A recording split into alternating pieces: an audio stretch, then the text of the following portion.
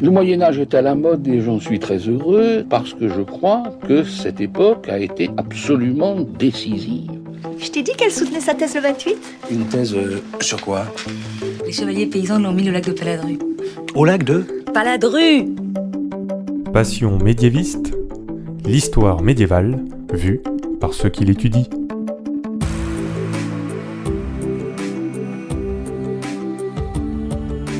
Est-ce que vous connaissez le Moyen-Âge ? Mais d'abord, qu'est-ce que le Moyen-Âge ?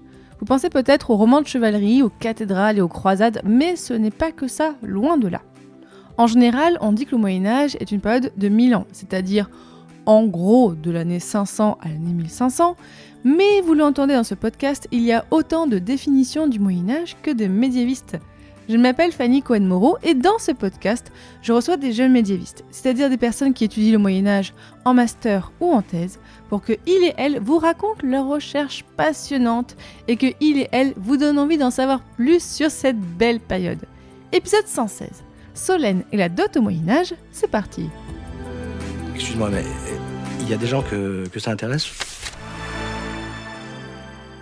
Quand on retrace l'histoire du Moyen-Âge, on trouve des histoires de dot qui ont pu bouleverser des vies, même parfois des pays, quand un dirigeant avait absolument besoin d'argent pour faire telle ou telle guerre. Mais aujourd'hui, on va revenir sur les femmes elles-mêmes et le rôle de la dot dans leur vie, et on va parler à nouveau de l'Italie, comme il y a 2 épisodes quand on a parlé de la prostitution avec Ambre Banach. Mais aujourd'hui, on laisse Bologne pour aller un peu plus au nord. On va aller juste à côté de Venise et on va plonger dans les archives et dans la ville de Padoue. Et pour vous emmener dans ce beau voyage, j'ai le plaisir de recevoir Solène Minier. Bonjour Solène. Bonjour Fanny. Je te reçois parce que tu fais une thèse et tu es sur le point de finir ta thèse à Sorbonne Université sous la direction d'Elisabeth Crouzet-Pavant et tu es aussi en co-tutelle avec l'Université de Padoue sous la direction de Isabelle Chabot sur le sujet, attention, la cité des femmes, genre, circulation des richesses et corps politique dans l'Italie de la fin du Moyen-Âge, Padoue 1340-1450. Donc avec toi Solène, on va parler un petit peu de ce sujet, des ressources économiques des femmes dans l'Italie de la fin du Moyen-Âge, de ce sujet qui paraît un peu très cliché, la dot, on se dit oh c'est un détail, mais on va voir qu'à travers ce petit sujet qui peut sembler anodin, on va aborder plein de choses de la vie au Moyen-Âge, de la vie quotidienne, vraiment de la vie des familles, des femmes. Donc je suis trop contente qu'on parle de tout avec ça aujourd'hui. Alors, déjà première question, rituel et classique d'un patient médiéviste, pourquoi est-ce que tu as voulu étudier ce sujet ? Tout a commencé en 2017, lorsque je réfléchissais à mon sujet de master. Je savais que je voulais travailler sur les femmes, je savais que je voulais travailler sur l'Italie, et j'avais assisté à un cours d'histoire économique dans lequel le professeur nous avait présenté une théorie développée par Jeremy Goldberg pour l'Angleterre du XIVe siècle, selon lequel, à l'issue des pestes, les femmes auraient connu un accroissement de leur pouvoir économique, suite à la redistribution des richesses engendrée par la pandémie. Et je m'étais dit, pourquoi ne pas tester cette hypothèse sur l'Italie ? Pourquoi ne pas essayer de voir si la peste aurait eu des conséquences sur l'autonomie économique des femmes, non pas en Angleterre, mais en Italie ? J'avais rencontré Elisabeth Crouzet-Pavant, ma directrice de thèse, qui est devenue ma directrice de master à cette époque-là, et elle m'avait dit « Padoue ». Parce que, contrairement à d'autres grandes villes comme Florence ou comme Venise, les archives padouanes n'avaient pas du tout été étudiées dans une perspective de genre. Mais déjà, pourquoi est-ce que l'Italie t'intéressait autant ? C'est un intérêt familial. Ah ! Ma grand-mère maternelle était originaire d'Italie. Le hasard a fait que Madame Crouzet-Pavant m'a orientée vers Padoue en Vénétie, qui se trouve à quelque chose comme 30 km du village où ma grand-mère était née. Donc c'est du pur hasard, mais je voulais mieux connaître le pays d'origine de ma grand-mère. Effectivement, une très très bonne raison. Moi aussi, ma grand-mère est d'Italie, mais d'un autre coin aussi. Et rapidement, parce qu'on va en parler un peu plus tard, mais est-ce que le sujet de la dot a déjà été étudié avant toi ? Parce qu'on peut dire c'est un sujet un peu d'histoire classique en quelque sorte, ou pas tant que ça ? Effectivement, le sujet de la dot a déjà été étudié en Italie, mais d'une part, il a surtout été étudié dans les grands centres qui ont des gros fonds d'archives pour des villes qui étaient beaucoup plus peuplées que Padoue. Venise au Moyen-Âge, c'est 100 000 habitants avant la Grande Peste. Ah ouais.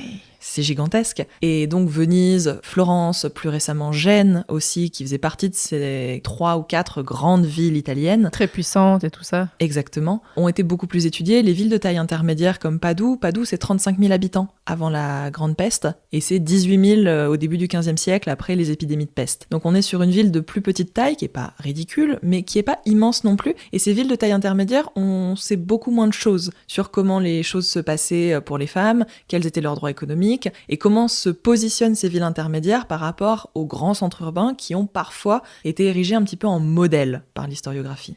Et dans tes recherches, qu'est-ce que tu as voulu montrer? Si tu peux un peu nous donner un petit aperçu de ce qu'on va dire dans tout l'épisode.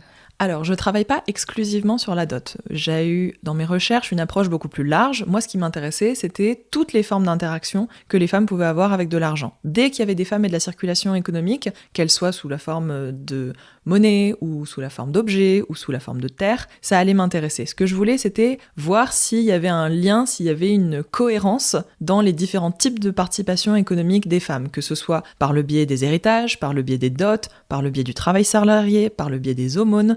Donc voilà quelle était mon approche globale et dans laquelle s'insère la dot. Oui, c'est ça en fait, quand on a parlé de préparer un épisode ensemble, il y avait tellement de sujets possibles, mais en fait la dot prenait de la place et c'était chouette. On a quand même un lien avec l'épisode sur la prostitution, avec des femmes qui travaillent pour de l'argent, mais là on va se concentrer sur la dot. Alors, on va replacer un petit peu le contexte. Donc tu as dit que tu travailles sur Padoue. Raconte-nous un petit peu déjà au début les périodes que tu traites. Padoue, on est sur quel type de ville? On est sur quelle ambiance? Qui dirige la ville? Alors, Padoue, c'est extrêmement intéressant ce qui se passe à Padoue à la fin du Moyen-Âge, puisque au XIIIe siècle, je remonte un tout petit peu en amont, mais ça a du sens, au XIIIe siècle, Padoue, c'est une cité-État indépendante, ce qu'on appelle dans l'Italie du XIIIe siècle une commune. C'est une cité-État quasiment complètement autonome vis-à-vis de l'empereur. Ouais, c'est très compliqué l'Italie de cette époque-là, parce que vraiment, c'est un millefeuille, c'est plein de petits États, c'est très compliqué. Tout à fait. Restons donc sur une commune, c'est-à-dire l'équivalent d'une cité-État au XIIIe siècle. Or, cette commune va entrer en crise à la fin du XIIIe siècle et au début du XIVe siècle, et les institutions communales, qui sont des institutions de gouvernement collectif, ce sont des assemblées qui gouvernent, vont progressivement perdre du pouvoir face à l'ascension d'une famille aristocratique, les Carrare, ou Carrara en italien, va perdre du pouvoir face à l'ascension d'une famille qui va progressivement imposer ce qu'on appelle un pouvoir seigneurial. Les Carrare vont devenir les seigneurs de la ville et vont progressivement dévitaliser les institutions. Elles ne vont pas disparaître, mais elles vont perdre tout pouvoir et toute capacité de décision. Au moment où ma thèse démarre en 1340, les Carrare sont déjà bien installés, ça fait 30 ans qu'ils éliminent progressivement tous leurs adversaires politiques. Les années 1340 sont des années de stabilisation de leur pouvoir, où ils vont notamment lancer de grands projets édilitaires, de grands projets de construction de bâtiments publics, de palais, d'églises, etc. Ça dure pendant près d'un demi-siècle, durant lequel les Carrare vont notamment avoir une politique militaire extrêmement agressive vis-à-vis de leurs voisins, et en particulier leur principal voisin c'est Venise. Venise qui est à 30 km à peine à l'est de Padoue. Il s'attaque à gros quand même là. Tout à fait. Et d'ailleurs, Venise est très menacée puisqu'en 1378, une alliance des Padouans, des Génois et du roi de Hongrie qui est venu met là, le hop là. siège devant Venise et les armées sont à Chioggia, c'est-à-dire de l'autre côté de la lagune. Ils sont à un jet de pierre de la lagune et Venise est à 2 doigts de devoir se rendre en 1378. Elle y échappe de très peu, mais le Sénat vénitien gardera très longtemps le souvenir de cette humiliation qui explique la violence avec laquelle les Padouans furent traités lorsque les Carrara furent défaits. Et cette défaite, elle intervient en 1405. En 1405, Venise commence à se tailler ce qu'on appelle un état territorial, c'est-à-dire Venise commence à sortir de sa lagune pour se grignoter un état sur toute la partie nord-est de l'Italie, la Vénétie actuelle en gros, et dans la vague de ses conquêtes, Padoue est conquise en 1405.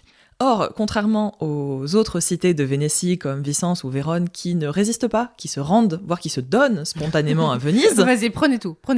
Exactement, Padoue a la mauvaise idée de résister. Le siège est long, le siège est très brutal, le siège est particulièrement mortel, d'autant plus qu'il y a une épidémie de peste qui ravage la ville. La bonne ambiance, à cette époque-là. Exactement. Et lorsque Padoue est conquise, le prince de Carrare et ses fils héritiers sont capturés, emmenés dans les geôles vénitiennes, où, d'après certains chroniqueurs, ils meurent sans procès en étant tout simplement passés à tabac par des hommes de main, des capicestieri de Venise, des chefs de Venise. Suite à cette fin particulièrement digne de Game of Thrones, Padoue devient ce qu'on appelle une cité sujette, c'est-à-dire une cité qui n'est plus indépendante, qui est soumise à l'autorité de Venise et qui va le rester ensuite jusqu'à la fin de la République vénitienne lors des guerres napoléoniennes à la fin du XVIIIe siècle. Oh, c'est plutôt stable ensuite en fait. Exactement. Et moi, je vais étudier les 50 premières années de cette domination vénitienne. Je m'arrête en 1450. Pourquoi ? Parce que ce premier demi-siècle du XVe siècle, c'est le moment d'expansion territoriale de Venise par la guerre.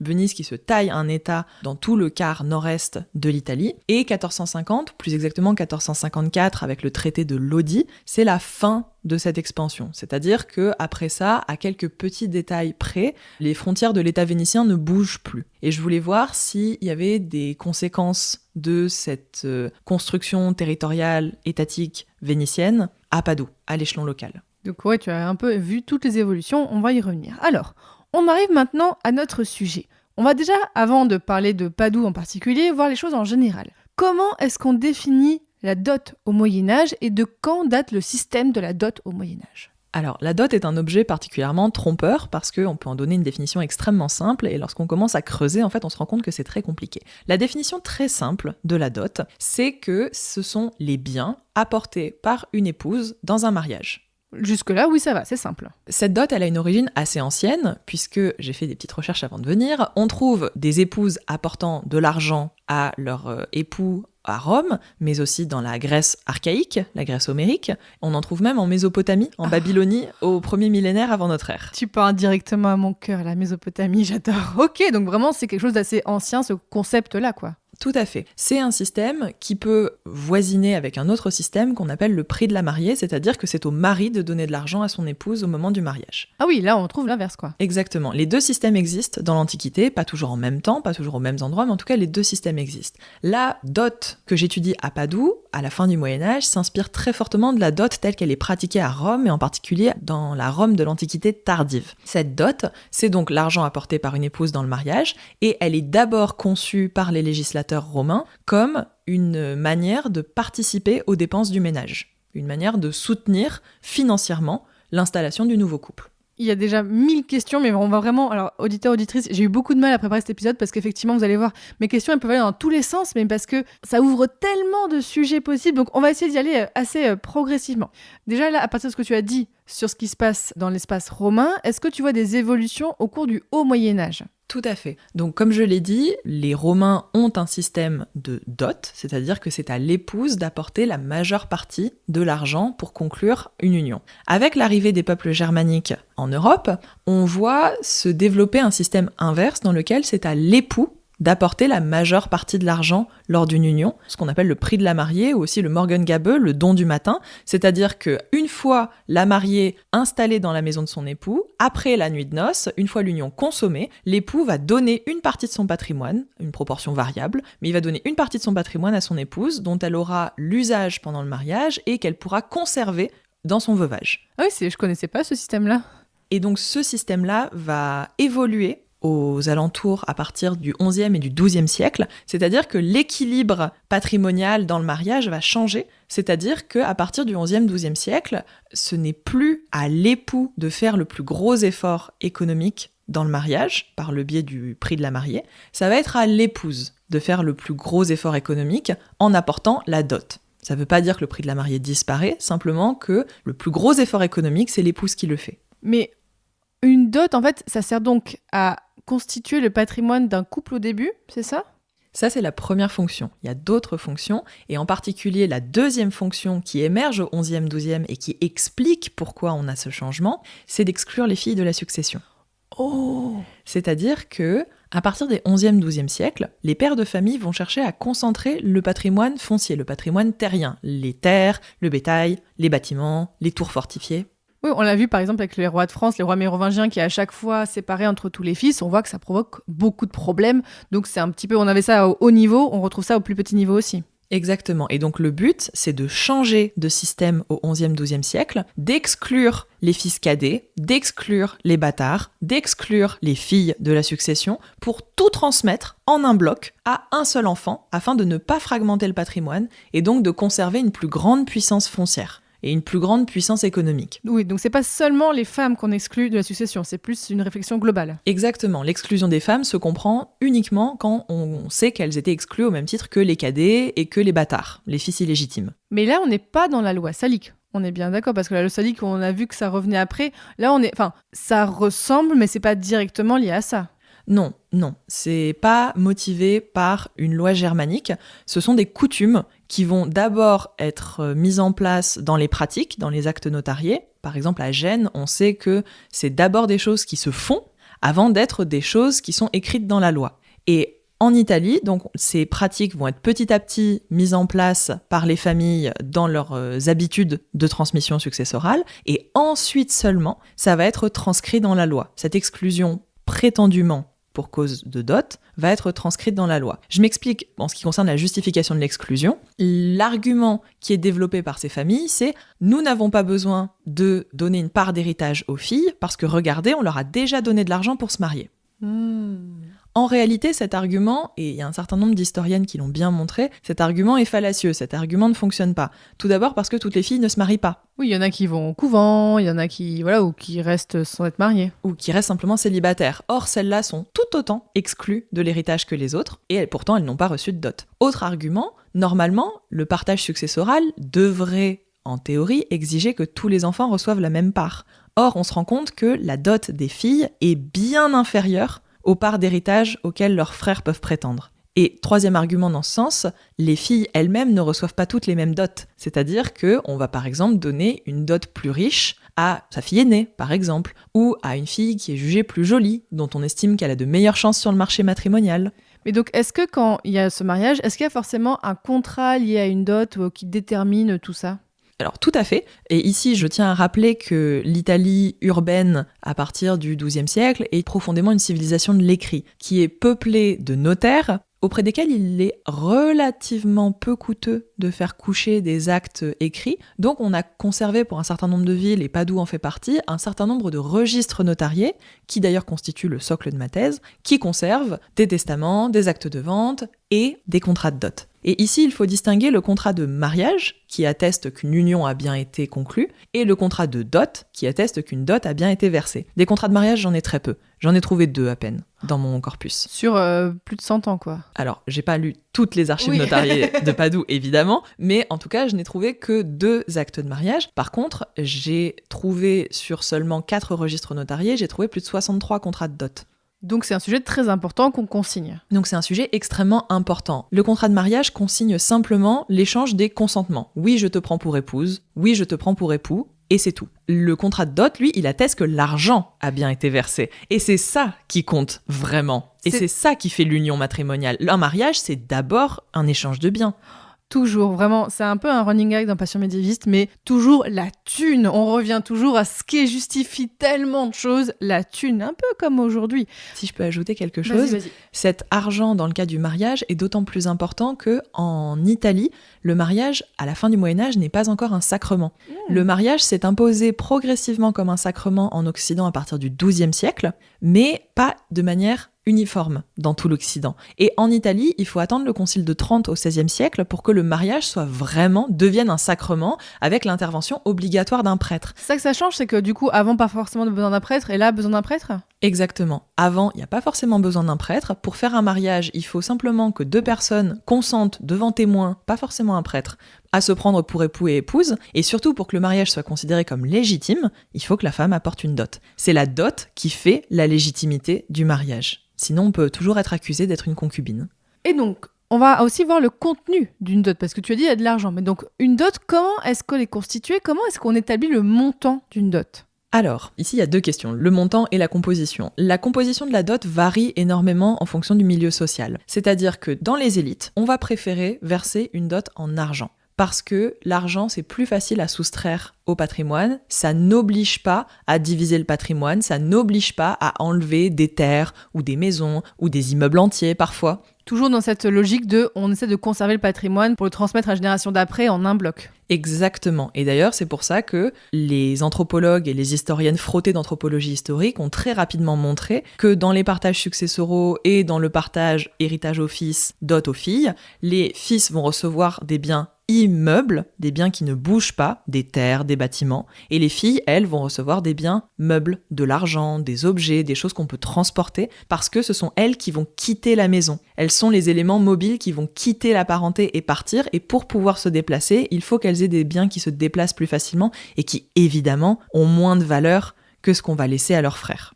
Ce qui compte surtout, c'est le fait que la richesse à cette époque-là est surtout assise sur la production agricole. La richesse est d'abord une richesse foncière, surtout à Padoue. Padoue, c'est pas une grande place commerçante comme Venise. Padoue vit de l'exploitation des ressources de ce qu'on appelle son contado, c'est-à-dire la campagne qui entoure Padoue et qui lui est soumise politiquement. Et le contado de Padoue est extrêmement productif. Ce sont des campagnes extrêmement riches et par conséquent, il est plus intéressant pour des familles de garder la richesse foncière, à la fois pour des raisons économiques, mais aussi pour des raisons de prestige social. On a quoi comme culture autour de Padoue en général ?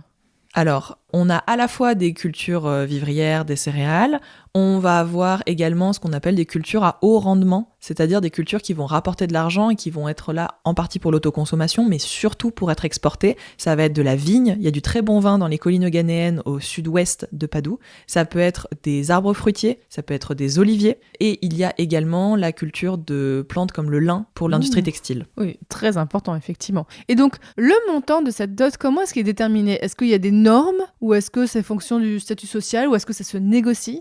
C'est une question extrêmement intéressante à laquelle je consacre un gros morceau de mon premier chapitre sur comment est-ce qu'on calcule la dot. Donc pour terminer sur la composition de la dot est la plupart du temps composée d'argent, mais en réalité, dans les classes laborieuses, on bricole une dot avec ce qu'on a. Donc dans la dot, on va mettre parfois une maison, parfois un petit peu d'argent et une maison, parfois un peu d'argent et des objets. Et chez les plus pauvres, la dot, ça va tout simplement être les objets qu'on va apporter dans le mariage. Donc le lit, un coffre, du matériel de vaisselle, vraiment le nécessaire fondamental pour installer un ménage. Sur la question du calcul du montant de la dot, il y a plusieurs facteurs qui vont rentrer en jeu. Bien sûr, il y a le niveau social, tout d'abord. C'est quelque chose que j'ai fait dans ma thèse avec une base de données.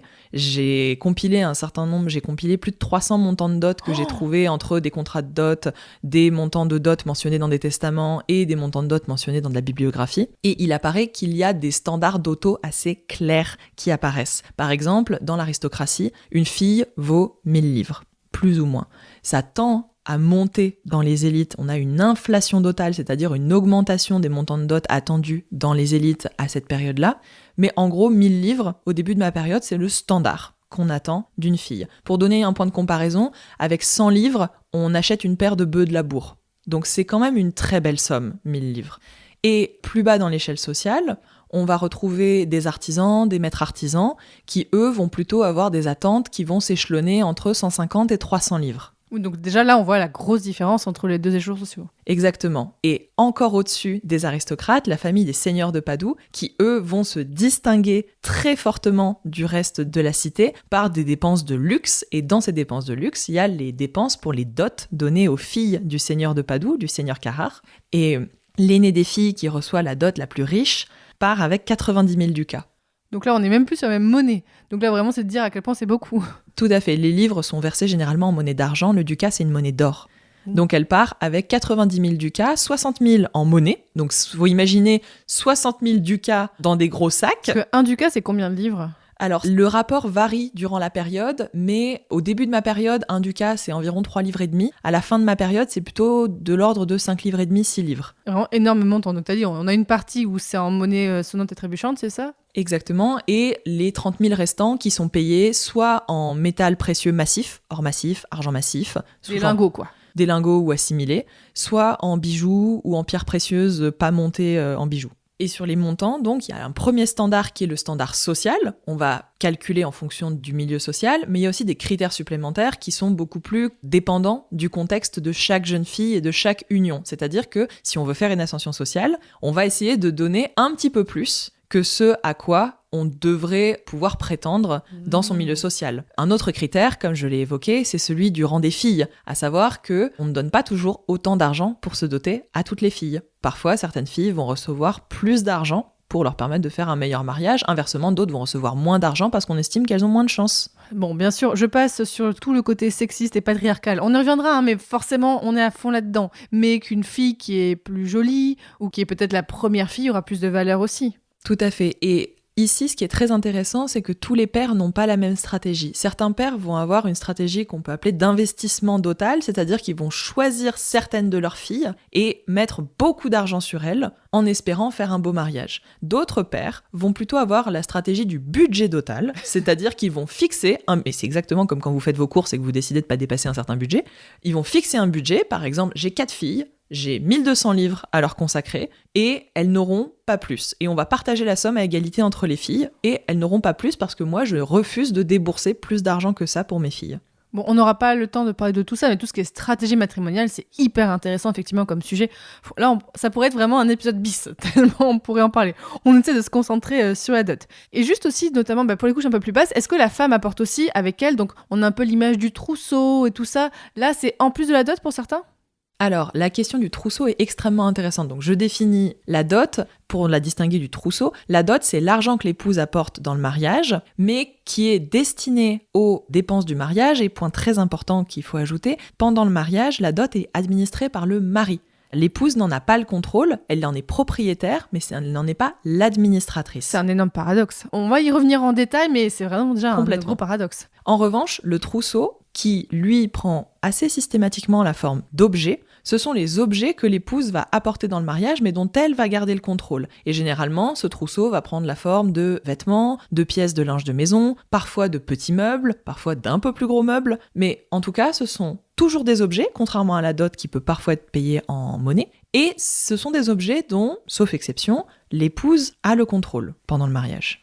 Donc, est-ce que c'est forcément le père ou la famille de la mariée qui paye la dot ? Ici, ça fait partie des résultats assez intéressants de ma thèse, de ce que j'ai pu observer. En théorie, j'aime bien le « en théorie ». Il y a beaucoup de « en théorie » qui ne matchent pas avec la réalité dans cette thèse. En théorie, c'est le père qui est censé verser la dot. C'est le père en tant que père et chef de famille, responsable de l'administration du patrimoine et donc de qui on exclut de ce patrimoine par le biais d'une dot. C'est au père de famille de décider de combien on donne et de payer lui-même la dot. Les choses sont beaucoup plus compliquées que ça, notamment parce que ce qui prévaut, et c'est ce que j'ai pu voir dans ma thèse, c'est un très très fort pragmatisme. C'est-à-dire, on a besoin de payer une dot, papa a pas assez d'argent, maman va donner une partie de l'argent, ou tonton va donner une partie de l'argent, ou les grands-parents vont donner une partie de l'argent. Et le paiement de la dot peut parfois devenir une véritable entreprise collective, familiale. C'est-à-dire que le père va donner une base, la mère va y rajouter un petit peu d'argent ou des biens à elle, une grand-mère va rajouter un vêtement, ou un voile, ou un objet qui permettra d'étoffer un petit peu soit la dot, soit le trousseau. C'est vraiment une entreprise collective. Et encore, je parle pas des femmes qui payent leur dot elles-mêmes. Justement, j'aime bien qu'on en parle parce que tu en as parlé effectivement que dans certains milieux un peu plus modestes, est-ce qu'une femme peut travailler avant de se marier dans l'objectif de se constituer une dot ? Complètement, et en particulier par le biais du service domestique, en tant que servante. Ça, c'est un cas extrêmement classique que des jeunes filles des classes laborieuses, que ce soit des classes laborieuses urbaines ou des familles laborieuses des campagnes, soient placées, souvent très jeunes, chez un patron ou une patronne, qu'elles vont servir comme domestiques, et ce patron ou cette patronne va entretenir l'enfant, mais ne va pas lui verser de salaire, et il ne va pas lui verser de salaire tout au long de son service, et c'est lorsqu'elle quittera le service qu'il lui versera l'intégralité de son salaire d'un coup, et que ce salaire sera destiné à lui constituer une dot. C'est pour ça que plutôt que de salaire, on parle de salaire dot, qui est plus approprié pour décrire cette réalité-là. Et elle rentre très jeune généralement dans ce service, c'est-à-dire qu'on a des petites domestiques placées dans des familles bourgeoises ou aristocratiques urbaines dès l'âge de 6 ou 7 ans. Et elles restent en service pendant 15 ans, 20 ans, jusqu'à ce qu'elles trouvent un parti. Là, on est vraiment sur les couches basses de la société ou ça peut être même chez les artisans ? Les artisans aussi peuvent faire le choix de placer leurs filles, c'est tout à fait possible. Alors plutôt les petits artisans, mais c'est quelque chose qui existe et qui est extrêmement répandu. Et généralement, alors j'ai pas croisé énormément de ces exemples, mais j'en ai croisé dans ma documentation, une petite fille qui a été placée très jeune et pour un salaire de, dans mon souvenir, c'est 3 livres par an, ce qui veut dire que si elle reste 15 ans à travailler chez son employeur, elle pourra en tirer une dot de 45 livres. Or, si on se souvient, la moyenne des dots artisanes, la moyenne basse, c'est 100 livres. Donc c'est vraiment une toute petite dot, ce qui veut dire 2 choses. Soit elle s'en sert pour aller payer une dot à la campagne où les standards d'auto sont plus bas, et c'est tout à fait possible parce que cette petite, elle vient d'un des villages de la campagne de Padoue, donc peut-être que les standards d'auto sont plus bas. Soit... Les standards d'auto, les standards de dot, en fait, c'est juste... Oui, tout à fait. Les standards de dot, ce qu'on attend d'une jeune fille en fonction de sa catégorie sociale, est plus bas. Soit, deuxième possibilité, cet argent ne représente pas l'intégralité de la dot. Et la dot va être constituée d'un agrégat de salaire dot, de legs de la famille, d'un petit peu d'argent donné par le père ou la mère, voire parfois d'aumônes pour la dot. Ça veut dire vraiment que ces enfants puis jeunes filles n'ont... Alors c'est une forme d'esclavage, parce qu'en fait elles n'ont aucune indépendance financière liée à leur travail alors qu'elles travaillent pendant plus de 10-15 ans. Enfin, Je découvre des choses évidentes, mais c'est intéressant que tu nous racontes ce genre de choses aussi. Ça existe en fait aussi au Moyen-Âge. Tout à fait. Oui, ces petites filles qui sont embauchées très jeunes sont entièrement dépendantes de la bonne volonté de leur patron ou de leur patronne. Et si elles doivent partir plus tôt pour une raison ou pour une autre, elles peuvent tout perdre. Tout à fait. Mais c'est bon, ouais, c'est vraiment, on est un peu sur de l'esclavage en fait, en quelque sorte, parce qu'on dépend entièrement de quelqu'un, quoi. Alors oui et non, parce qu'il y a aussi des esclaves dans les villes italiennes de la fin du Moyen-Âge. Ça, c'est aussi un autre sujet. Un jour, il faudrait qu'on en parle dans Passion médiéviste, parce que oui, on oublie, oui, il y avait de l'esclavage en Europe, et on l'a un peu oublié pour le Moyen-Âge. Mais pas totalement. Bref, aussi, il y a encore plein de sujets qu'on doit aborder, j'essaie vraiment d'aller pas à pas. Mais donc, on a la dot, on a les constitués. Le règlement de la dot, en général, comment ça se passe ? Est-ce que c'est versé directement au moment du mariage, ou est-ce que ça peut être un peu plus tard ? Et comment est-ce qu'elle est transférée ? On donne un paquet d'argent en mode, hop, allez, tiens, voilà, c'est pour toi, ou voilà, marie ma fille, ou ça peut être différent ? Alors, généralement, la coutume, ce qui devrait se faire normalement, il y a toujours beaucoup d'exceptions sociales, ce qui devrait se faire normalement, c'est que l'épouse arrive avec sa dot. Lors de ce qu'on appelle la ductio, c'est un mot latin pour dire littéralement le moment où on conduit l'épouse de la maison de son père à la maison de son mari. Normalement, l'épouse est censée arriver avec sa dot dans ses coffres à ce moment-là. En pratique, et c'est en particulier le cas dans les familles où les dots sont extrêmement coûteuses, la dot peut être versée en plusieurs parties, à plusieurs échéances qui peuvent s'échelonner sur 2 à 3 ans. Il y a une masterante de Padoue qui a transcrit un livre de contes tenu par un aristocrate padouan à la fin du XVe siècle, qui enregistre les différents versements qu'il fait pour les dots de ses filles, qui permettent de se rendre compte que, en réalité, la dot met du temps à être versée. Et parfois, la famille ne termine jamais de la verser. L'union a été conclue, parfois même un contrat de dot a été conclu et disant que la dot a été versée, mais en réalité, il manque encore des versements, et certains versements se font définitivement attendre. Et on a des testaments dans lesquels les maris se plaignent, ils disent « Je devrais en théorie rembourser tant de dot à mon épouse après ma mort », mais en pratique, le père ou le frère de mon épouse n'a versé que telle somme, et par conséquent, je ne lui rembourse que telle somme. Mais il me semble qu'on avait vu des cas aussi où même les dots sont payés, mais même une génération après. Alors là, je crois que c'est pour des grosses dots, pour des gros mariages au niveau européen et tout ça. Là, je suis vraiment Jean-Michel à peu près, quoi. Mais il me semble avoir vu cette histoire comme ça où vraiment il y a eu une génération après. Ah, mais en fait, la dot de la mère n'avait pas été finie de payer, donc ça doit être le fils qui doit la payer plus tard. Bref, il y a des histoires, je crois, un peu comme ça aussi. Et aussi, tiens, avant qu'on passe à comment est-ce qu'une femme gère son argent aussi, gère cette dot, petit point de définition parce que, et là tu as commencé à la dire, notamment les testaments. Quelle est la différence entre une dot ? La dot, on a compris un peu ce que c'est, mais il y a aussi au Moyen-Âge le cas des douaires, qui est un petit peu lié quand même, j'ai l'impression. Tout à fait. Alors, on n'a pas de douaire à proprement parler dans l'Italie de la fin du Moyen-Âge. C'est une pratique qu'on retrouve plutôt dans l'Europe du Nord, qu'on retrouve en Allemagne, qu'on retrouve dans le Royaume de France, qu'on retrouve également en Angleterre. Ce douaire, c'est une forme de prix de la mariée. C'est-à-dire, c'est une forme d'apport économique de l'époux au bénéfice de l'épouse. Et plus spécifiquement, généralement, ça prend la forme de ce qu'on appelle un usufruit, c'est-à-dire un droit d'utiliser, un droit d'usage que l'épouse reçoit sur une partie des biens de son mari, qui, à la mort de son mari, devient une propriété complète. C'est-à-dire qu'à la mort de son mari, la veuve est censée récupérer son douaire, elle est censée récupérer les biens que son mari lui avait concédés en usage durant le mariage. J'ai compris que ça, on n'a pas ça dans l'Italie, mais ça veut dire que, et je sais que c'est pas ta spécialité, donc on va pas trop en développer, mais en tout cas, ça veut dire que dans la partie donc nord de l'Europe et tout ça, en tout cas ce que tu as cité, on peut à la fois avoir le système de dot et de douaire qui coexistent. Oui, tout à fait, en particulier parce que le douaire, c'est plutôt une pratique très aristocratique, et que en pratique, chez les bourgeois, les marchands, les artisans, dans les villes, y compris du Nord, les femmes doivent apporter une dot pour se marier. Je sais que j'avais vu des cas où en fait il y a des conflits de douaires parce que par exemple si on a donc une veuve, donc son mari est mort, elle a un douaire, mais en fait qui est censé être traditionnellement donc le douaire de la veuve du seigneur, mais en fait il y a sa belle-fille qui va être veuve aussi et qui dit ah mais je vais récupérer le douaire, donc des fois il y a des conflits comme ça un petit peu. Donc bref, ça c'est encore un détail et je sais que c'est pas ton sujet mais je trouve ça intéressant d'en parler aussi. Mais il y a aussi des gros conflits de dot, c'est-à-dire que la dot est administrée pendant le mariage par le mari, mais si le mari meurt en premier, ce qui arrive la plupart du temps parce que l'écart démographique fait que les hommes se marient beaucoup plus tard que les femmes. Les hommes meurent souvent en premier et au moment de la mort du mari, la dot doit impérativement être remboursée entièrement à la veuve parce que la dot c'est sa propriété, c'est elle qui en reste propriétaire. Et les héritiers, souvent, sont très réticents, ils sont complètement obligés, ils n'ont pas le choix, mais ils sont très réticents à rembourser la dot. Et tout comme la dot a pu prendre du temps à être versée à la famille de l'époux après le mariage, de la même façon, la dot parfois met des années à être remboursée. Permettez que je vous présente ma fille, Marguerite. Marguerite, voici l'écuyer Jean de Carouge. Mademoiselle, ravi de vous rencontrer. Le plaisir est pour moi.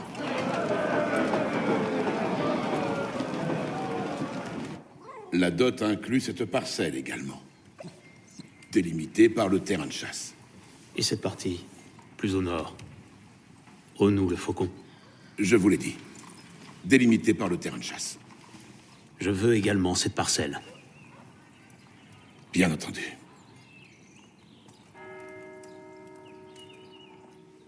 Ego conjugo vos in matrimonium, in nomine Patris et Filii et Spiritus Sancti. Amen. Et là, on va arriver vraiment, on en a parlé un petit peu, mais le rapport des femmes à cet argent, et en tout cas, moi, ce que j'ai l'impression, c'est que la femme est faite comme une sorte de marchandise, dans le sens où, en fait, l'argent passe par elle, mais est-ce qu'elle peut vraiment le posséder ? Parce que, par exemple, quand tu dis, donc, quand son mari meurt, l'argent est remboursé, mais il lui est vraiment remboursé à elle ou à son père ? L'argent lui est remboursé à elle.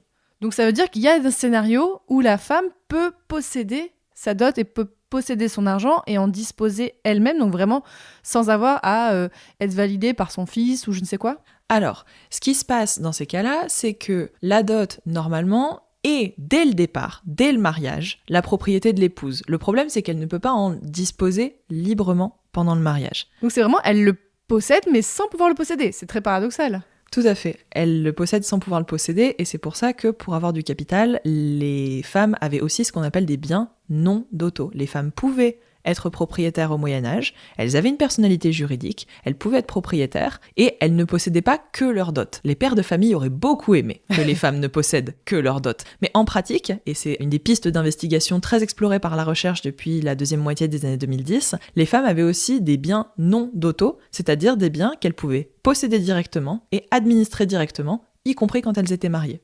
Mais on a souvent ce cliché quand on parle de Moyen-Âge, et même d'époque moderne, qu'une femme ne maîtrise pas du tout son destin, que dans une société qui est entièrement gérée par les hommes, vraiment, comme on l'a dit un petit peu, elle n'est qu'une marchandise. Mais toi, qu'est-ce que tu peux en dire à travers l'étude de la dot ? Est-ce qu'une femme pouvait gérer quand même quelque chose ? Oui, complètement. Comme je l'ai dit, les femmes pouvaient être propriétaires, les femmes pouvaient posséder des biens, les femmes pouvaient percevoir des salaires en leur nom, les femmes pouvaient défendre devant les tribunaux leurs droits de propriété qui avaient été lésés. Donc le droit médiéval à la fin du Moyen-Âge leur reconnaît tout à fait une personnalité, en tout cas dans l'Italie de la fin du Moyen-Âge. Donc les femmes peuvent posséder des biens, elles peuvent posséder des dots, elles peuvent posséder des biens non dotaux. La dot a un statut assez ambigu, puisque la dot est par essence un type de bien très patriarcal qui sert à exclure les femmes de la succession pour ne pas diviser le patrimoine, mais une fois remboursée à la veuve, la dot lui appartient complètement. Et elle en fait ce qu'elle veut. Ce qui n'est pas non plus forcément une situation idéale, puisque une dot qui met du temps à être remboursée, ou une dot qui n'était pas particulièrement fournie, ne suffit pas forcément pour vivre en tant que veuve de manière stable financièrement. Les cas de veuvage comme ça, tu en trouves pas mal dans tes sources ? Oui, d'ailleurs ce sont les veuves qui apparaissent le plus facilement dans les sources. Mon plus gros corpus de sources, ce sont des testaments, et les femmes qui apparaissent le plus souvent dans ces testaments sont plutôt des veuves, parce que il est très probable que les maris contrôlaient la capacité de leurs épouses à faire un testament ou non, parce qu'ils voulaient être sûrs de contrôler la direction dans laquelle iraient les biens de leur épouse. Donc les veuves, on a un biais documentaire. Les veuves sont pas forcément les plus nombreuses à l'époque, même si bien sûr le veuvage féminin est très répandu, mais en revanche, elles sont définitivement les plus nombreuses dans la documentation. Oui, c'est parce qu'il y a un souci qu'on doit documenter, mais quand ça se passe bien, on ne documente pas forcément, donc il n'y a pas besoin d'avoir de texte. Donc c'est pour ça que tu trouves plus de veuves. Ou quand ça se passe mal pour la femme, parce qu'elle est mariée et que son mari lui interdit de faire testament. C'est ça aussi parfois les absences de testament. Les veuves font testament parce que la plupart n'ont pas d'homme à la maison et encore moins de maris à la maison pour leur dire de ne pas faire testament, pour leur interdire de le faire. Alors que la raison pour laquelle on a moins de testaments d'épouses, c'est pas qu'il y avait moins de femmes mariées, c'est simplement que ces femmes étaient contrôlées beaucoup plus étroitement par leur mari. Si je peux ajouter quelque chose sur la capacité à contrôler son argent et être autonome vis-à-vis de l'administration de son patrimoine, il faut prendre en compte bien sûr le contrôle exercé par les maris sur la dot et sur la gestion de leurs biens par les épouses, mais il faut aussi prendre en compte le fait que la loi de Padoue n'autorise pas les femmes à faire tout ce qu'elles veulent de leur argent du point de vue du testament et de leur succession. Elles ne peuvent pas faire ce qu'elles veulent en termes de succession. Une femme qui a des enfants est obligée de leur léguer au minimum les 3/4 de tous ses biens, d'auto ou non d'auto. Les 3/4, c'est énorme. Tout à fait. Elles ne peuvent librement disposer dans leur testament que d'1/4 de leur capital, 1/4 de leur fortune, qu'elles peuvent choisir de distribuer à d'autres parents, à d'autres parentes, à des œuvres charitables ou même à leur mari si elles le souhaitent. Mais les 3/4, pour les femmes qui ont des enfants, doivent aller à leur descendance, garçons ou filles d'ailleurs. On est toujours dans la logique de là, on conserve le patrimoine, on essaie de pas le disperser en fait. Complètement. Complètement. Et est-ce que dans tes recherches, tu as pu voir, comme tu l'as dit, Padoue avait des spécificités par rapport à d'autres villes d'Italie ? Oui, Padoue a des spécificités, mais elles sont ponctuelles et très techniques. Padoue, tout comme le reste des villes de l'Italie, participe d'un grand bain culturel et juridique commun. Partout dans l'Italie, et Padoue, c'est la même chose, partout en Italie, les filles sont progressivement exclues au prétexte de la dot, de la succession de leurs parents. D'abord, on dit qu'elles sont exclues s'il y a des garçons, puis on dit qu'elles sont exclues s'il y a des garçons ou n'importe quel descendant et n'importe quel ascendant, grand-père, mâle, masculin, du défunt. Puis petit à petit, elles sont exclues s'il y a des descendants ou des ascendants ou des cousins jusqu'au 3e degré. Petit à petit, la législation se fait de plus en plus dure et de plus en plus excluante. Si on devait identifier une spécificité de Padoue, c'est que c'est particulièrement précoce. C'est-à-dire que ces lois, bien sûr, on les a pas toutes conservées en Italie, mais disons que à partir de la fin du XIIIe siècle, on voit apparaître les premières lois un peu partout en Italie qui excluent les filles, d'abord les filles dotées, puis toutes les filles. À Padoue, les toutes premières sont dans les années 1220. Donc c'est dès le début du XIIIe siècle, c'est vraiment très précoce. Et un cas aussi dans ta thèse, ce qui est intéressant, c'est qu'avec une dot, on peut aussi obtenir différentes choses. Et ça, pour le coup, avec Padoue, il y a encore aussi un cas particulier, c'est que j'ai vu qu'une étrangère qui épouse un homme de Padoue peut recevoir la citoyenneté de Padoue. Donc là, il y a une question de citoyenneté aussi grâce à la dot. Tout à fait. Alors ici, on va rentrer dans un tout petit peu de technicité juridique, mais accrochez-vous, vous allez voir, c'est compréhensible. En Italie, à la fin du Moyen-Âge, et en particulier à Padoue, en théorie, seuls les citoyens ont le droit de posséder les biens immobiliers et les terrains qui se trouvent dans l'enceinte de la cité. Le problème, c'est que les dots apportées par les épouses sont parfois garanties par leur mari, c'est-à-dire qu'on met en gage une partie du patrimoine du mari pour dire « Regardez, je mets tel argent ou telle terre de côté pour prouver que j'ai de quoi rembourser la dot si je meurs et que mon épouse doit avoir ce remboursement ». Or, lorsqu'une étrangère épouse un Padouan, le Padouan va généralement garantir la dot avec des biens de Padoue. Et ça va poser problème au moment du remboursement, parce que imaginons que monsieur meurt, les terres de Padoue, les immeubles, les maisons de Padoue doivent être transférés à une femme qui n'est pas de Padoue, qui n'est pas une citoyenne. Et par conséquent, on a des concessions de citoyenneté, parce que la citoyenneté est octroyée par des chartes, par des privilèges. On a conservé des concessions, des privilèges de citoyenneté à des femmes qui, pour un certain nombre, pas toutes, mais pour un certain nombre, sont motivées par la capacité à posséder des terrains qu'elles ont reçus en guise de remboursement de leur dot. Et étrangère, ça peut être, on parle juste de gens en dehors de Padoue en général ? Exactement. Est étranger au Moyen-Âge n'est pas citoyen, la personne qui ne fait pas partie de la cité. Et généralement, la citoyenneté ne se conçoit que à l'échelon local. On est citoyen de Padoue, on n'est pas citoyen de Venise, on n'est pas citoyen de Milan, on est citoyen de Padoue. Et si on vient de Venise, il faut demander la citoyenneté padouane. La citoyenneté, en plus, ça n'a rien à voir avec aujourd'hui au niveau de qu'est-ce que ça veut dire en général. Non, c'est beaucoup plus compliqué que ça. La citoyenneté au Moyen-Âge, ce n'est pas l'exercice de charges politiques ou le droit de vote comme ce que nous on connaît aujourd'hui, c'est plutôt une citoyenneté par degré, c'est-à-dire qu'on va être plus ou moins citoyen d'un endroit, qu'il va y avoir différentes catégories de citoyens. Au sommet de la pyramide, il y a bien sûr les personnes qui peuvent participer aux assemblées, voter et être élues aux charges publiques. Mais plus bas dans la hiérarchie sociale, il y a tout un tas de personnes qui ne sont pas suffisamment riches pour pouvoir être élus dans les assemblées ou pour pouvoir être élus aux charges publiques, mais qui pourtant sont considérés comme originaires d'eux, sont considérés comme appartenant à la cité, appartenant au corps urbain et donc légitimes notamment à posséder des terres et des biens.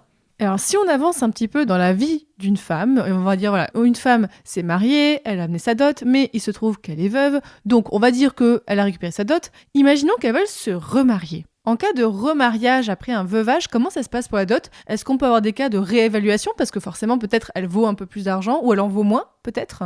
Comment ça se passe ? Le cas de la dot dans les remariages est absolument passionnant. Donc là, une femme est mariée, son mari meurt, normalement, elle est censée récupérer sa dot, et si elle le souhaite, elle peut réutiliser cette dot pour se marier, et dans ce cas-là, le schéma le plus standard serait qu'elle apporte la même dot dans son nouveau mariage. En réalité, il y a plein d'exceptions à ça, qui s'expliquent notamment par le fait que les héritiers de son premier mari peuvent ne pas rembourser la dot, ou peuvent ne lui rembourser qu'une partie de sa dot. Parce que le mari, il a tout dépensé, il a plus rien. Exactement. Et j'ai un cas extrêmement intéressant d'un testament au milieu du XVe siècle, d'une femme qui se trouve dans une situation extrêmement précaire. Elle est veuve d'un premier mari, et elle s'est remariée avec un orfèvre. On est dans des milieux d'artisans, de maîtres artisans un peu aisés, mais d'artisans. Elle s'est remariée avec un orfèvre, et elle explique que cet orfèvre, son second mari donc, l'a fichue à la porte, parce qu'elle n'a pas payé sa dot, parce que les héritiers de son premier mari n'ont jamais remboursé sa dot. Et elle explique qu'elle est en procès de partout pour obtenir la restitution de sa dot, et pour obtenir que son nouveau mari se comporte en mari, c'est-à-dire qu'il assure au moins sa sécurité matérielle. Et son testament est absolument passionnant, parce que dans ses legs, en réalité, elle règle des dettes, elle s'est endettée pour faire appel à des avocats, pour faire appel à des procurateurs, qui puissent la remplacer dans certaines actions juridiques, des spécialistes du droit qui puissent la représenter devant les tribunaux. Et d'ailleurs, c'est son avocat et procurateur principal qu'elle nomme héritier, parce que c'est à lui qu'elle doit le plus d'argent. Oh, c'est fou comment, à travers les testaments, tu peux vraiment l'histoire de toute la vie d'une femme, toute la vie d'une personne, et donc tu dois un peu faire un travail d'enquête pour comprendre tout ce qui s'est passé, quoi. Parce que là, vraiment, pour comprendre tout ça, c'est pas simple. Oui, les testaments sont une source absolument passionnante pour l'histoire sociale, parce que, par certains aspects, même si c'est toujours à prendre avec beaucoup de pincettes, ils ont une valeur biographique, c'est-à-dire qu'ils nous donnent un accès, qui est toujours très biaisé, mais ils nous donnent une porte d'accès possible, partielle, sur la vie d'une personne, sur ses relations familiales, sur sa dévotion, ses choix religieux, et parfois aussi sur ses amitiés.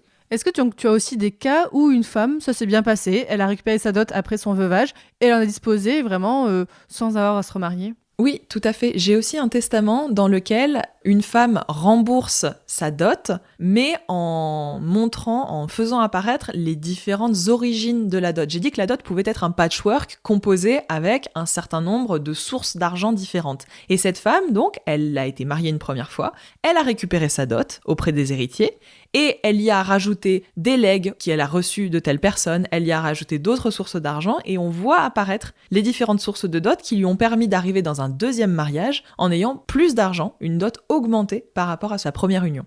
Donc ça veut dire qu'une femme peut quand même hériter d'une certaine façon au Moyen-Âge. Et tu as dit qu'elle avait reçu un legs. Donc je veux bien du coup, là on arrive à imaginer que la femme meurt. Qu'est-ce que devient sa dot quand elle meurt en fait ? Là, elle le transmet, donc tu as dit à ses héritiers. Raconte-nous un peu tout ça parce que c'est intéressant aussi.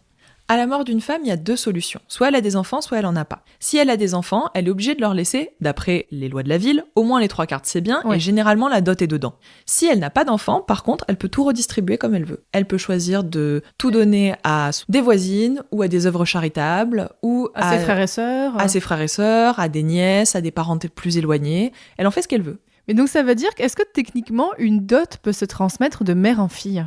Tout à fait. Une dot peut se transmettre de mère en fille, ça peut être un des canaux de financement de la dot, que la fille récupère tout ou partie de la dot maternelle. Néanmoins, c'est pas systématique, c'est un système qui pose problème, parce que, notamment, dès qu'on a plus d'une fille à la fois, oui. Ça pose souci. Le deuxième problème que ça pose, c'est qu'une fille ne peut récupérer la dot de la mère qu'à la mort de la mère. Oui. Parce que la mère reste propriétaire de sa dot toute sa vie. Donc elle ne peut pas donner sa dot à sa fille pour qu'elle aille se marier. Elle ne peut que léguer à sa mort sa dot à sa fille. Et par ailleurs, sur la question de l'exclusion, j'ai dit que, d'après la loi, les filles sont censées être exclues de l'héritage paternel et maternel si elles ont reçu une dot. En réalité, lorsqu'on étudie les testaments et qu'on les met en série, ce dont on se rend compte très rapidement, c'est que les parents n'obéissent pas à la loi.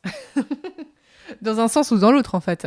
Exactement. Ce dont on se rend compte assez rapidement, c'est que lorsqu'on n'a pas de fils, en particulier dans les familles artisanes, mais ça se retrouve plus rarement chez les marchands et les aristocrates, mais en tout cas c'est absolument normal chez les artisans, lorsqu'on n'a pas de fils, on va préférer laisser le patrimoine familial à la fille, plutôt que d'aller chercher un cousin, un oncle, un frère, un homme, mais un homme plus éloigné de la cellule familiale, du noyau familial, de ce qu'on appelle la cellule nucléaire, papa, maman, les enfants.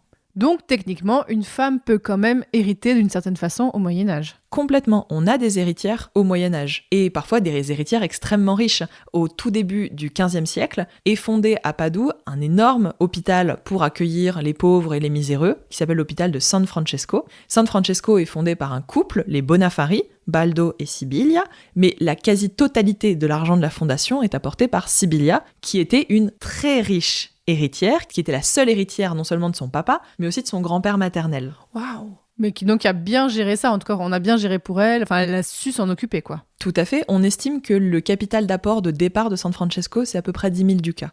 Waouh! Ah ouais.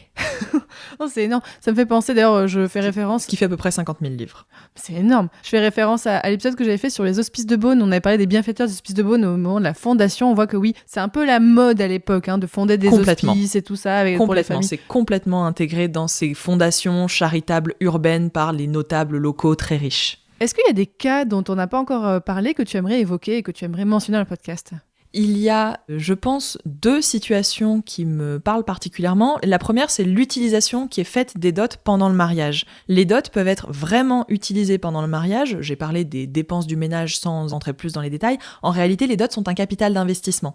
En particulier dans les milieux artisans, où une épouse peut amener des outils pour l'activité artisane, ou voire parfois, elle peut amener la boutique entière. Et ces dots ne restent jamais immobiles. Ce ne sont pas des patrimoines inactifs. Elles sont investies au bénéfice de l'entreprise familiale. Parfois, l'épouse apporte en dot les seules terres possédées par la famille, chez les artisans, voire parfois la maison dans laquelle vit la famille. Ces dots peuvent aussi être investis dans l'aristocratie pour constituer des grands patrimoines conjoints, communs avec les maris, notamment des grands patrimoines fonciers. Donc la dot, c'est vraiment un investissement. Et un deuxième exemple qui est plus anecdotique mais auquel je suis particulièrement attachée, que j'avais utilisé en titre d'un de mes chapitres de mémoire de M2. Il est tiré non pas des actes notariés dont j'ai beaucoup parlé, mais des sources fiscales. On a des déclarations fiscales conservées à Padoue dès le début du XVe siècle. Donc comme aujourd'hui quand on fait la déclaration chaque année quoi. Exactement, dans laquelle les contribuables doivent déclarer où ils habitent, quels sont leurs biens immobiliers, quelles sont leurs terres, est-ce qu'ils ont du bétail, est-ce qu'ils ont des dettes, est-ce qu'ils ont des créances et combien de bouches à charge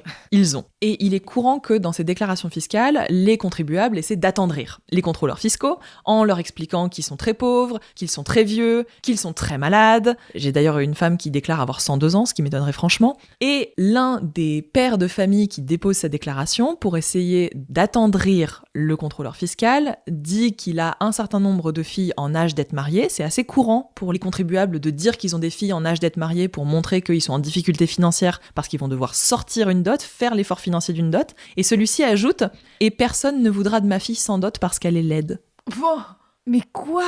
Mais il le précise, c'est fou de préciser ça quoi. En latin, « Et nemo vult eam sine dotis quia est turpis » et personne ne voudra d'elle parce qu'elle est moche. Donc ça veut dire que vraiment ce côté beauté ou laideur peut être vraiment un vrai... C'est un argument dans le calcul de la dot, qui apparaît très ponctuellement, c'est pas quelque chose qu'on voit apparaître de manière récurrente dans la documentation, mais ce sont de petits indices comme ça qui nous laissent comprendre très clairement que ça rentre en compte dans le calcul de la dot. Et ici, il dit « personne ne voudra d'elle sans dot parce qu'elle est laide », en réalité, elle aura une dot de toute manière, le sous-entendu c'est plutôt « personne ne voudra d'elle sans une belle dot ». Sous-entendu, attention, oui, j'ai besoin d'argent, ne me prenez pas tout mon argent, quoi. Exactement. En vrai, il y a plein de questions que j'ai pas forcément posées et plein de sujets dont on n'a pas forcément parlé parce que la place des hommes par rapport à la dot, c'est-à-dire que, juste j'évoque ça parce qu'il y a peut-être des gens qui nous écoutent qui y ont pensé, c'est-à-dire que on a l'impression qu'en fait les hommes quand ils se marient, eux ils ont rien de thunes et vraiment ils ont tout leur argent grâce à leur femme. C'est intéressant de dire ça, ou aussi que en fait finalement le physique d'un homme, lui, ça change rien du tout. Par contre les femmes elles sont déjà ramenées à cette époque-là à leur physique. Complètement, ça rentre en compte. Pas uniquement, leur vertu est extrêmement importante, on attend d'elles qu'elles arrivent chastes au mariage, on attend d'elles également qu'elles soient d'une famille jugée de bonne réputation. On attend d'elles parfois qu'elles soient originaires de la ville aussi, d'être d'origine connue. Donc il y a d'autres critères qui rentrent en compte que la beauté, mais la beauté en fait définitivement partie. On aurait pu évoquer beaucoup de choses, mais cet épisode va déjà être très long. Mais c'est tellement passionnant, Solène, il y a plein de choses. Bon, on va quand même revenir, parce que tu l'as mentionné à plusieurs moments, mais à aussi revenir à toutes les sources que tu as étudiées. Donc, redis-nous un petit peu quels sont les différents types de sources que tu as étudiées pour tes recherches. Alors, j'ai utilisé plusieurs sources différentes. Le gros corpus principal de cette thèse, ce sont des actes notariés, des actes à valeur publique, enregistrés par des notaires, copiés dans des registres, qui ont été conservés jusqu'à nos jours. Il existe plusieurs centaines de registres notariés à Padoue. J'ai évidemment pas tout lu. J'ai dû faire des échantillonnages, des sélections, mais j'ai lu beaucoup d'actes notariés et en particulier beaucoup de testaments. J'ai constitué une base de données d'à peu près 650 testaments. 650 Et ta thèse a duré combien de temps en tout ? 5 ans. C'est énorme d'avoir fait tout ça en 5 ans, c'est fou. Et encore, c'est pas tout.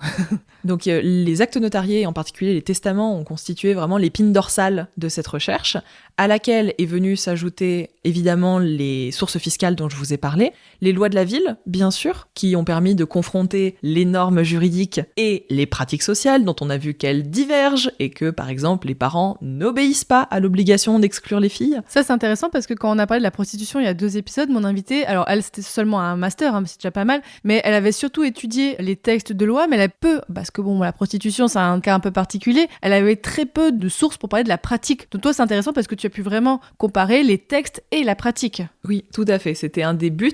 J'aurais aimé le faire en poussant encore plus loin avec des actes judiciaires, parce que Padoue conserve des séries de tribunaux, des archives judiciaires dès la seconde moitié du XIVe siècle. Malheureusement, j'ai manqué de temps, puisque le corpus d'actes notariés était déjà gros, les archives fiscales m'ont aussi demandé du temps, il y a eu les lois de la ville, et j'ai aussi ajouté des règlements de corporation, c'est-à-dire de corps de métier.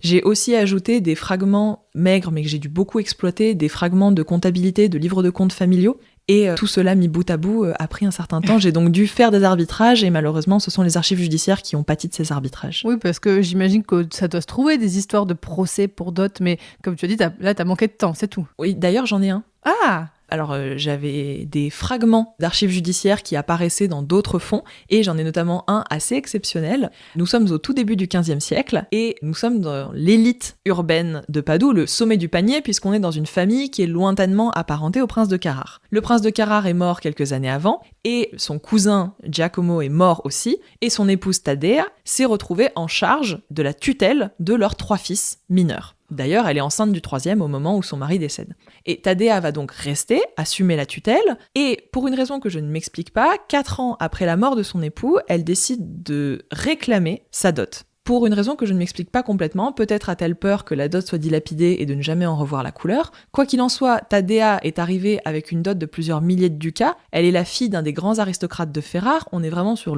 quasiment le sommet du panier des alliances matrimoniales italiennes. Et par conséquent, elle exige restitution de sa dot. Les héritiers, ou en tout cas leurs représentants juridiques, les héritiers sont trop petits, leurs représentants juridiques ne veulent pas payer. Donc, elle va réclamer devant le tribunal que lui soient payés les biens. Le tribunal ordonne d'abord qu'on paye en biens meubles, en objets, et envoie un officier de la commune toquer à la porte du palais familial pour faire un inventaire des biens et en extraire l'équivalent de la somme de la dot. On lui ouvre pas. Il trouve porte close, et donc il revient au palais, et le juge, là très énervé, décide de nommer des arbitres et des estimateurs pour aller estimer les terres de la famille dans le district, et aller quantifier et identifier les terres avec lesquelles on va rembourser la dot de Taddea. Ça se fait très vite, en 3 mois c'est plié, et en 3 mois, Taddea récupère, j'ai fait les comptes, plus de 500 hectares de terre pour rembourser sa dot. Ouais, bizarrement, quand les gens ont de l'argent, ça va vite en fait, les histoires là. Oh, c'est fou, donc elle arrive à la récupérer. Donc oui, vu que ses enfants étaient encore mineurs, c'était un bon moment pour le faire. Oui. C'est fou cette histoire-là. On a évoqué pas mal de difficultés que tu as eues, notamment par rapport aux sources que tu as dû chercher un petit peu partout, cette énorme masse. Mais est-ce que tu peux nous citer d'autres difficultés que tu as rencontrées ? Le Covid. Ah oui, c'est vrai. On oublie parfois, mais en fait oui, tu as été vraiment pile dans le moment où tu as dû étudier pendant le Covid. J'ai débuté ma thèse en septembre 2020. Ah ouais. J'ai eu énormément de chance parce que je me suis glissée entre les confinements, entre le 3e confinement français et un des nombreux confinements italiens au printemps 2021 pour mon premier séjour d'archives. J'ai eu beaucoup de chance de pouvoir partir malgré les restrictions. J'ai eu beaucoup de chance aussi d'avoir la majorité de mes archives qui se trouvaient dans des archives publiques et qui, en tant qu'administration publique, restaient ouverts malgré les confinements. Néanmoins, les restrictions restaient très importantes, la quantité de places disponibles dans la salle de lecture était très faible et je ne pouvais pas venir plus de 3 demi-journées par semaine et je ne pouvais pas faire sortir plus d'un certain nombre de boîtes. Donc ça considérablement réduit l'ampleur de ses recherches. Une autre difficulté qui a été surmontée, mais c'était une difficulté financière, parce que cette thèse, c'est 3 mois d'archives italiennes tous les ans, toutes les années de thèse, ça coûte cher, et donc ça a été énormément de demandes de bourse, et ces montages de dossiers ont parfois occupé énormément de temps pendant les premières années de thèse. Et enfin, une dernière difficulté qui n'a pas été surmontée, mais qui était indépendante de ma volonté, c'est qu'il existe des archives diocésaines, les archives de l'évêque de Padoue, qui conservent des procès matrimoniaux, donc des procès entre époux dès le XVe siècle. Malheureusement, les archives étaient fermées pour travaux pendant la quasi-totalité de ma thèse. Oh non! Je n'ai donc pas pu accéder aux procès matrimoniaux de Padoue au XVe siècle. Peut-être dans le futur. Pourquoi pas? Et est-ce que tu as eu quand même, alors on a compris beaucoup de difficultés, mais est-ce que tu as eu quand même des bonnes surprises pendant tes recherches? Ou est-ce que tu as découvert des sources peut-être?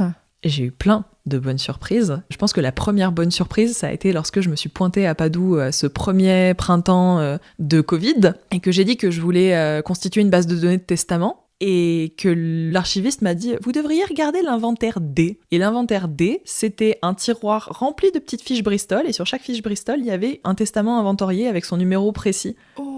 Et c'est comme ça que j'ai constitué une partie de ma base de données. Donc quelqu'un avait déjà fait un peu le travail avant toi, mais sur des petites feuilles Bristol, quoi. Exactement. Parce que c'était pas du tout numérisé. C'était uniquement les références de la boîte d'archives et de la page, ça ne transcrivait rien, ça ne racontait pas ce qu'il y avait dedans, mais ça me permettait de savoir où étaient les testaments. Ça t'a fait gagner du temps, quoi. Ce qui m'a fait gagner beaucoup de temps et qui m'a permis de constituer une grosse partie de ma base de données. Je pense qu'une autre belle surprise que j'ai eue, c'était en avril, c'était mon tout dernier séjour d'archives avant le rendu de la Donc thèse. Donc en 2025. Avril 2025, j'ai rendu la thèse fin septembre 2025. C'était mon tout dernier séjour d'archives et je voulais absolument savoir s'il y avait une politique publique vis-à-vis de la prostitution au XIVe, XVe siècle à Padoue. Et j'ai réussi, avec l'aide de l'archiviste, à dégoter un énorme volume dans lequel il y a tout un tas de mesures publiques en vrac sur des thèmes très différents, mais qui incluent des mesures de régulation de la prostitution à Padoue. Peut-être que je te mette en lien avec mon autre invitée sur la prostitution, elle sera très contente de savoir ça. Parce qu'il y a les prostituées qui se marient là avec leur dot, ça doit être un peu compliqué ça aussi. Alors, les prostituées peuvent peut-être, et ça me paraît difficile étant donné qu'elles sont souvent prises dans des réseaux d'endettement assez forts, peuvent peut-être se constituer une dot, mais même si elles se constituent une dot, il leur manque le capital de réputation, puisque ce sont des femmes de petite vertu. Il arrive parfois, et Jacques Rossio l'avait montré dans sa grande synthèse sur la prostitution en Occident, il arrive parfois que des prostituées arrivent à sortir de la prostitution et conclure un bon mariage avec une dot. Néanmoins, ce n'est pas la majorité des cas à notre connaissance. Et alors là, on l'a dit, effectivement, au moment où on enregistre, tu as rendu ton manuscrit de thèse il y a peu, et tu soutiens à quel moment ? Le 22 novembre 2025, 14h en Sorbonne. L'épisode sera déjà sorti à ce moment-là, mais déjà, comment tu te sens depuis que tu as rendu ta thèse, depuis que tu as fini, et là, tu es un peu dans cette situation entre deux, là ? Très soulagée. C'était un gros bébé. Il fait plus de 800 pages. Donc je suis très contente du travail que j'ai fait. Ce sera évidemment pas entièrement à moi d'en juger et le jury est actuellement en train de lire le manuscrit, mais je suis très contente de ce que j'ai rendu. Et bon, on peut commencer à un petit peu aborder ce sujet, même si je sais que c'est toujours un peu... Forcément, tu dois y penser. Pour la suite, après ta thèse, qu'est-ce que tu as prévu de faire ? Est-ce que tu aimerais continuer de faire des recherches sur ces sujets, sur le rapport des femmes avec l'argent en Italie et tout ça ? Pour l'instant, j'aimerais continuer parce que les archives italiennes sont d'une richesse extraordinaire, parce que le rapport des femmes avec l'argent, en réalité, c'est tellement large que je peux partir dans un petit peu toutes les directions que je veux. Je n'aurai jamais à faire toujours la même chose. Pour l'instant, j'ai plusieurs projets sur le feu. Il y aura la publication de la thèse, bien sûr. Je veux exploiter un petit peu plus le peu de comptabilité que j'ai et j'aimerais creuser un petit peu cette question de l'encadrement de la prostitution à Padoue. Et aussi, on l'a dit rapidement, parce que pendant ta thèse, est-ce que tu as eu un contrat doctoral qui a permis de financer ? Mais les contrats doctoraux, c'est que quelques années seulement. Et du coup, qu'est-ce que tu as fait pour financer ta thèse en parallèle ? Question particulièrement cruciale, et d'autant plus cruciale quand on travaille sur les femmes et l'argent. En l'occurrence, moi j'ai eu beaucoup de chance, j'ai eu un contrat doctoral de 3 ans de l'ENS de Lyon, et ensuite j'ai été financée avec des ATER. J'ai eu un ATER à Sorbonne Université. C'est-à-dire que tu as donné des cours, en fait. Exactement, une charge de cours, la même charge de cours qu'un maître de conf en ATER. En contrat doctoral, on fait chaque année 1/3 de la charge de cours d'un maître de conf, et en ATER, on a la même charge de cours, c'est-à-dire 192 heures annuelles. Donc d'abord à Paris, puis à Toulouse, et cette année à Amiens.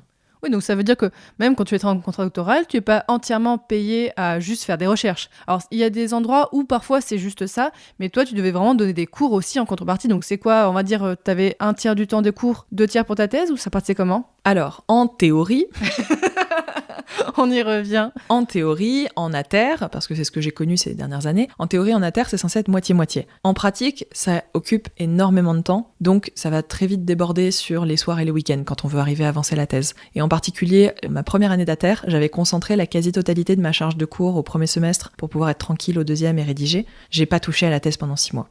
Oui, donc c'est vraiment, quand on dit que tu as passé 5 ans sur ta thèse, mais c'est 5 ans pas à 100%, quoi. C'est important de le dire, voilà, que c'est la condition des chercheurs et chercheuses aujourd'hui. Et encore, toi, tu as la chance d'avoir un contrat doctoral, complètement. Ce qui est de moins en moins le cas, malheureusement, avec les réductions de budget, avec tous les changements qu'on voit à l'université aujourd'hui. C'est de plus en plus dur de faire des recherches. Tout à fait. On ne fait jamais que de la recherche. Excepté quand on est titularisé au CNRS. Mais en dehors de cette situation-là, on ne fait jamais que de la recherche. On a l'enseignement à côté. Les titulaires ont encore plus de tâches administratives, mais les doctorants, les jeunes chercheurs assument souvent des responsabilités d'organisation, par exemple, de rencontres scientifiques. Ils ont aussi des demandes de bourse à faire. Moi, je les ai beaucoup expérimentées au début de ma thèse. Donc, on ne fait jamais que de la recherche pure. Et alors, pour presque finir ce podcast, Solène, pour une fois, on va pas parler de livres ou de musées comme conseil pour le grand public, mais on va parler d'un jeu vidéo. Parce que je t'avais reçu dans un épisode spécial de Passion moderniste. Tu as fait, alors pas que toi, mais tu as permis de faire un jeu vidéo jouable par tout le monde qui est adapté de ta thèse, Katerina's Wedding Quest. Alors raconte-nous comment s'est passée la création de ce jeu et en quoi consiste ce jeu vidéo. Tout à fait, Fanny. J'ai participé avec une équipe de développeurs à la Game Jam de Blois. Donc la Game Jam de Blois, pour celles et ceux qui n'auraient pas eu le bon goût d'écouter ton épisode, c'est un défi de création de jeux vidéo en temps limité, c'est-à-dire que des jeunes chercheurs et chercheuses en histoire sont chacun et chacune associés à une équipe de développeurs de jeux vidéo et ont un week-end pour créer un jeu vidéo de vulgarisation de leurs recherches auprès du grand public. Jeu vidéo qui est ensuite mis en ligne, accessible gratuitement sur itch.io. Dans mon cas, j'y ai participé à la Game Jam de 2023 en tant qu'historienne, et nous avons donc réalisé le jeu Katerina's Wedding Quest, qui était très fortement inspiré du chapitre que j'étais en train de rédiger à ce moment-là, et dont nous avons beaucoup parlé aujourd'hui, c'est mon chapitre sur la dot. Le principe de Katerina's Wedding Quest, c'est qu'on incarne une fille de tisserand, trop pauvre pour pouvoir lui payer intégralement une dot pour la marier, et donc Katerina, cette jeune fille, circule à travers différents endroits de la ville de Padoue et doit accomplir un certain nombre d'actions pour essayer de rassembler une dot suffisante pour prétendre à la main d'un des 3 partis qui lui sont proposés et qui ont tous des exigences différentes vis-à-vis de leur épouse, que ce soit en termes de quantité d'argent, mais aussi en termes d'âge et surtout en termes de réputation. Car il y a aussi une jauge de vertu dans ce jeu et on n'épouse pas une jeune femme de petite vertu. Et en plus, on a un temps limité, je sais pas si tu l'as dit, mais parce que, en fait, bon, on a que quelques années, et je spoil pas ce qui se passe si on prend trop de temps, mais ce jeu est dur. J'y ai rejoué cette semaine, j'ai jamais réussi à me marier avec même un des 3 partis. C'est-à-dire que je pense qu'il faut beaucoup jouer, rejouer. En fait, c'est comme les jeux de die and retry pour les gens qui jouent aux jeux vidéo. C'est faut le faire plein de fois pour dire ok, là je commence à comprendre qu'est-ce qu'il faut faire parce que vous jouez une fois, ou alors vous êtes très très très chanceux, vous avez tout de suite compris plein de choses. Mais je pense que déjà, si vous avez écouté l'épisode, vous allez peut-être un peu mieux comprendre quel choix faire parce que c'est dur. Je pense effectivement qu'après avoir écouté l'épisode, vous prendrez sans doute de meilleures décisions pour vous marier rapidement. Et en plus, parce qu'il y a des choses, en fait, et j'ai un ami qui dit, mais en fait, faut penser comme une femme pour jouer à ce jeu. Et oui, en fait. Faut penser un peu comme une femme de l'époque, faut se plonger dans la mentalité d'une femme de l'époque. Par exemple, je donne juste un exemple, c'est que, aller se balader et un peu avoir le nez au vent sur une place, c'est mal vu. On perd de la réputation à cause de ça, rien que ça. Complètement. Donc on se dit qu'aujourd'hui, on peut faire ça, il n'y a pas de souci. Mais ouais, toi, du coup, ce jeu vidéo, qu'est-ce que ça t'a permis ? Comment est-ce que tu l'as conçu ? Alors, j'en ai parlé dans l'épisode, mais je veux bien que tu nous en rappelles un petit peu, parce que, en tant que doctorante, transmettre des informations pour créer un jeu vidéo, c'est pas la même chose que faire un livre. Là, on est vraiment sur quelque chose de très différent.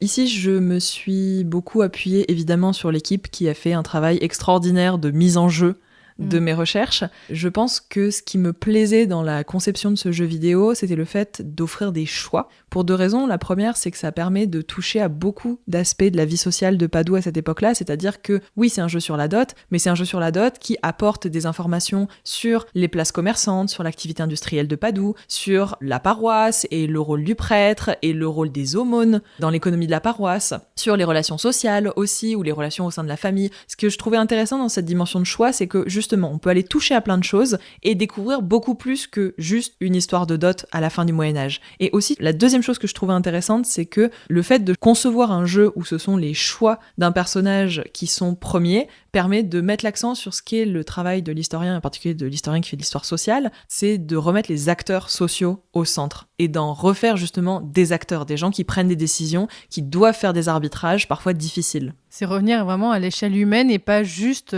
sur le côté vision globale d'ensemble, quoi. Complètement. Donc je mettrai le lien pour jouer au jeu, vraiment, auditeur, auditrice, même si vous n'avez jamais joué aux jeux vidéo, vous pouvez tout à fait y jouer parce que vous avez juste à cliquer, il y a un petit temps de chargement, vous n'avez rien besoin de télécharger, même vous pouvez y jouer juste sur la page. Vous pouvez y jouer en vraiment 5-6 minutes, mais croyez-moi, vous allez avoir envie de rejouer parce que c'est frustrant. Mais du coup, c'est intéressant et vraiment, vous allez apprendre pas mal de choses. Même, en fait, vous verrez que c'est inspiré de certains bâtiments de Padoue. Alors, bien sûr, les visuels et tout ça, c'est un jeu très simple parce que, comme tu as dit, c'est fait en un week-end, donc vous attendez pas à un jeu à la The Witcher. Hein. C'est vraiment un jeu plutôt simple, des designs simples, mais des choix qui sont compliqués à faire des fois.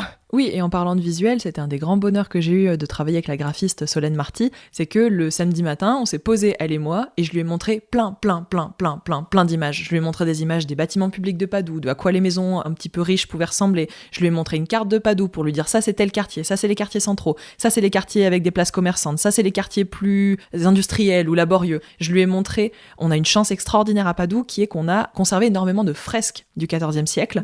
Et donc je lui ai montré plein de fresques pour lui dire, pour tel milieu social, telle tenue, ce serait plutôt ça. Pour tel milieu social, on peut utiliser telle image. Et donc, les personnages qu'on rencontre dans ce jeu ont été dessinés à partir de tenues qui existent vraiment sur les fresques de Padoue. Et ils ont reçu comme prénoms les prénoms qui ressortaient le plus souvent dans ma base de données de testament. Donc, on a beaucoup de Katrina, c'est ça ? C'est pour ça qu'elle s'appelle Caterina, c'est parce que c'est le prénom féminin le plus répandu à cette époque. Bon, vraiment Solène, on l'a compris, cet épisode aurait pu durer beaucoup plus de temps. Pour finir, on va finir par la question aussi un petit peu rituelle, l'autre question rituelle dans Passion médiéviste. Est-ce que tu aurais, et là vraiment, c'est à chaque fois je conçois ça, comme si tu passais un bâton de témoin à des futurs chercheurs ou chercheuses, et tu en as donné déjà un petit peu quelques idées, mais est-ce que tu aurais peut-être des conseils de sujets qui pour toi mériteraient des études, que ce soit des masters ou des thèses, où tu te dis, bah tiens, alors toi bien sûr des sujets que tu veux garder pour toi, j'ai bien compris, mais est-ce qu'il y aurait des sujets que tu pourrais conseiller à des chercheurs et chercheuses ? Il y aurait énormément de choses à faire. Je pense que les biens non dotaux méritent vraiment d'être explorés parce que comme la dot est considérée comme le bien féminin légitime par excellence, il occupe énormément de place dans la documentation. Probablement, peut-être disproportionné par rapport à la place que les biens dotaux occupaient. Sur la composition du trousseau, qui utilise le trousseau, pour faire quoi pendant le mariage, sur le trousseau, il y aurait aussi pas mal de choses à faire. C'est les premiers exemples qui me viennent en tête. C'est déjà des très bons exemples.